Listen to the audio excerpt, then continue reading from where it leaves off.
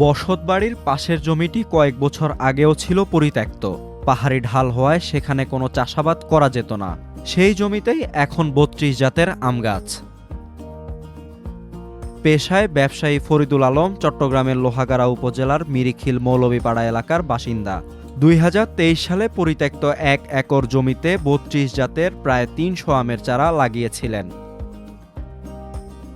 বাগানের প্রায় প্রতিটি গাছেই আম ধরেছে। চলতি বছর এইসব গাছ থেকে প্রায় ১৫০০ কেজি আম পেয়েছেন। এসব আম আত্মীয় স্বজন ও পরিচিতদের দিয়েছেন। চারাগুলো আনেছি আমি গাজীপুর বিএডিসি থেকে। এখানে প্রায় ৩০-৩৫ প্রজাতির দেশি এবং বাহিরের আছে। এটা আসলে আমাদের এখানে আগে বনজ গাছ ছিল। আমার শখ হলো একটা এমনি ফলজ বাগান করবে।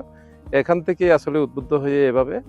আর এখানে কৃষি অফিসে আমরা লোহাগাড়া থেকে আমাদেরকে একটু তথ্য দিচ্ছেন। আমরা আসলে তাদের আগ্রহ উদ্বুদ্ধে এভাবে এই বাগান করা।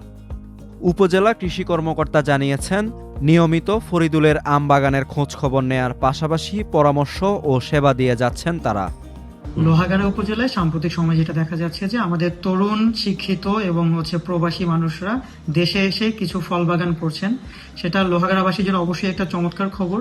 আমরা নিজেরাও চাচ্ছি কৃষি সম্প্রসারণ অধিদপ্তরের উপসহকারী কৃষি অফিসারদের মাধ্যমে এই ধরনের তরুণ উদ্যোক্তা যারা আছেন এবং যারা বিদেশ ফেরত আছেন তাদেরকে ফল বাগান থেকে শুরু করে কৃষিকাজের যাবতীয় পরামর্শ এবং সেবাগুলো আমরা প্রদান করে থাকব। ফরিদুলের এই সাফল্যে খুশি তার পরিবারের সদস্যরাও। তারাও নিয়মিত বাগানের পরিচর্যা করেন। নিজের বাগানকে আরও বড় করার স্বপ্ন দেখেন এই উদ্যোক্তা।